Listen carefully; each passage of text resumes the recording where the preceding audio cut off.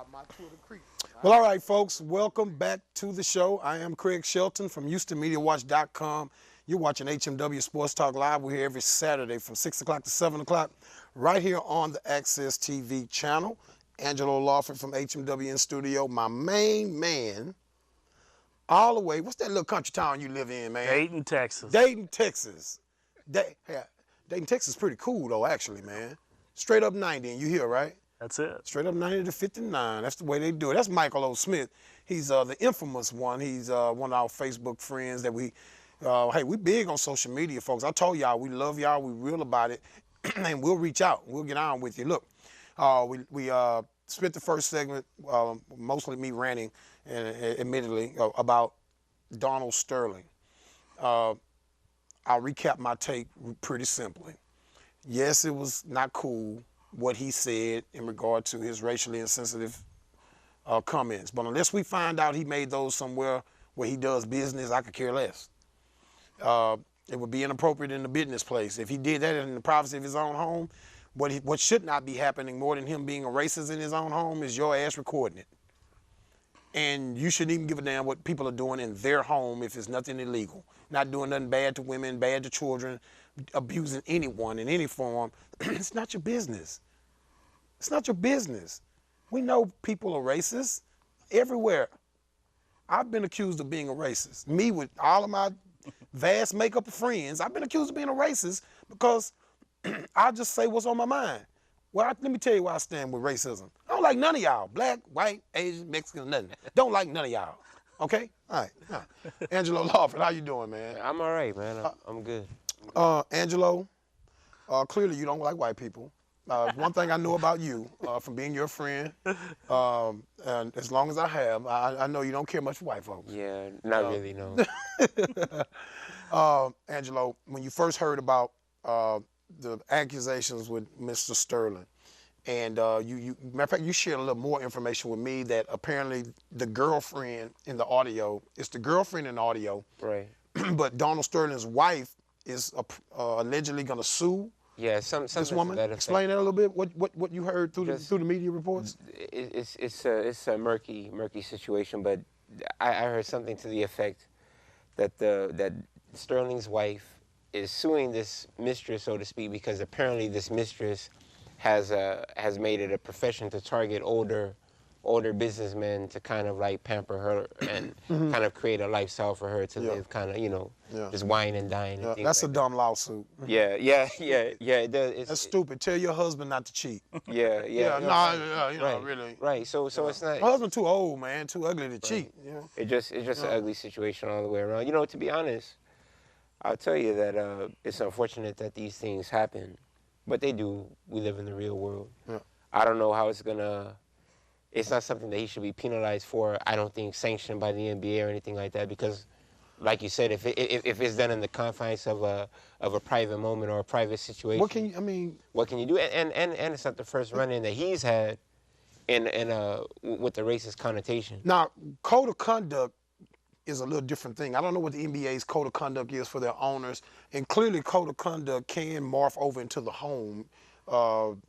If, for instance, if you are accused of domestic abuse at home, and even if you're acquitted of it, if you have enough cases with it, a professional franchise still may hold you accountable in some type of way. I mean, I think that's a kind of murky gray area when you get into that, when you start talking about personal conduct, and because there is a history with him in that regard. But, you know, you're an African-American, and I'm joking, Angelo is fine with white people, trust me. Wife's white. His wife is white. You know what I'm saying? So I just think that there's a murky area there. Right. But at the same time, in my heart of hearts, when I heard it, I listened to it in detail because I don't let other people tell me what to be offended by. Right. And when I listened to it, I'm like, oh man, this is a sad man. You know, dude, this is an old dude that's just, he's out of there. I mean, he's out of there. I'm not offended, and I don't get offended by those things. It's disappointing because you don't like to see anybody. I feel bad for his players because now it's not about basketball. They got to deal with all of this, especially in a playoff push. Michael, let me ask you something. You're the world's ultimate Johnny Manziel fan, so you probably could care less about this. You just want to talk about Johnny Manziel. That's but true. clearly, Donald Sterling grew up and was reared in an environment that either it was taught to him or something in his environment that he was raised in caused him to have the type of appreciation for life he has, if we can call it appreciation for life, because apparently he's comfortable in it when you listen to the audio. Right. Very comfortable in his life, in his beliefs. And that's fine, whatever, brother. I'd rather know I can get along with a racist, bigot white person better than I can with a phony, bootlicking black person.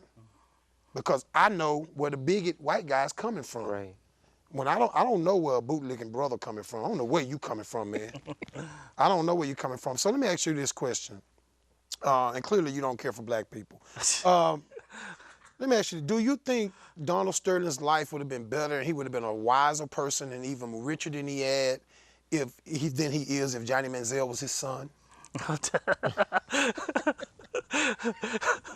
That is hilarious. Yeah. Yeah, he would be smart to get Johnny Manziel to be on his basketball team. Would his life be better had he signed Johnny Manziel and cut Chris Paul and without compensation and just signed Manziel as his point guard? Because clearly Manziel That would can probably dunk. be really smart. Now, you think he would have had a problem with Manziel being able to dunk because it would have reminded him of black people? Probably not. He probably would have liked that. I don't understand the whole. Michael, you're totally uncomfortable right now. This is awkward. A little, very. They don't talk like this in Dayton, How Texas, could a do they? white guy who owns a basketball team be racist? It blows me away. Just try this when you get back to Dayton. Yeah. Pull up in front of some other white guys that drive Yeah. Ford trucks and just start repeating some of the stuff you heard on this show, all right? How can a white guy be racist that owns an NBA That's basketball just, to team? me, stupid. But when you listen, you haven't heard the audio. I have not heard. You need to listen to the audio because I'll let you understand the answer to that question on your own. Because Right. he's clear in the audio Yeah. that, hey, he's telling her, look, I ain't got no problem with minorities. Yeah. Just you don't need to be promoting it though, and out in the public that you're friends. Well, clearly he has a problem. He's got some insecurities, as Angelo said earlier. It was some issue that I heard coming in, a segment. I haven't heard the full audio. I believe it's a 9. It's about 9 minutes long or more. But I heard about a 90-second rant, 90-second segment of that video, and it was about or that audio, and it was about a reference to Magic Johnson. And then I actually heard the rebuttal by Magic Johnson as well. So, Magic was put back because he thought they were actually friends, you know. And then, so when the audio was made available to him to kind of soak in, he was in disbelief. And so it's just a bad situation for the NBA right now. But That's about the worst thing you can be called as a white guy, as a racist. If you're not a racist. Yeah. If you black or white and you're a racist, a true racist. Yeah, I mean, you can hold on to it. Yeah, you're probably proud to be. You know what I'm saying? You're racist. you're not Oh, dang right. Sure am. I'm alive. That was my black guy racist deal. Hey, you want to hear the white guy racist there? So, for us, Angelo, as African American men, you're married to a white woman who grew up in what, Paris? No, Germany. In Germany. Yeah. I'm married to a African woman who grew up in West Africa, and we appear to be, you know, you were raised, you kind of lived around the world a little bit, whereas I grew up in the South, spent a lot of time on the West Coast.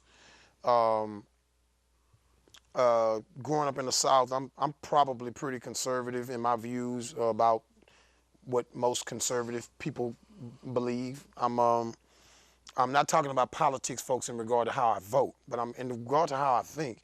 You know, most it's weird.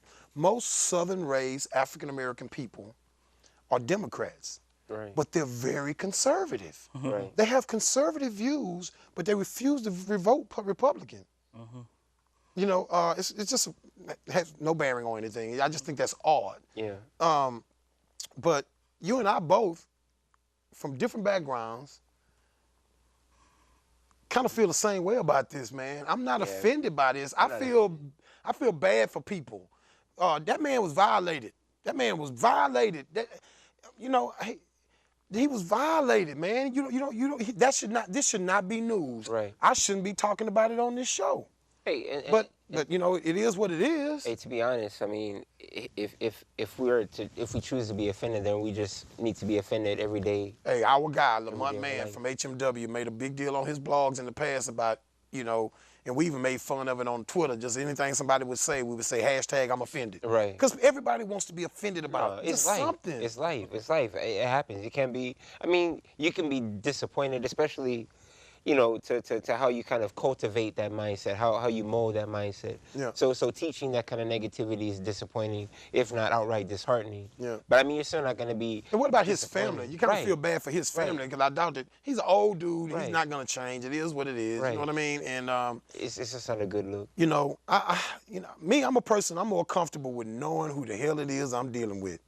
And I'm a big boy. Mama raised us well. I appreciate my mama, man. She not perfect. None of us are, but she raised us to be ready to handle life for what it really is, and I appreciate it. And you know, Donald Sterling, man, just doesn't. That today, if you know what that did for me today, it allows. Normally, y'all see me sitting here with a bunch of notes in my hand. No show prep necessary. It is what it is. I knew what to talk about. Donald Sterling and the Rockets. You know what else I'm disappointed about? He thinks Manziel is the #1 pick. We'll talk about it next. HMW Sports Talk Live.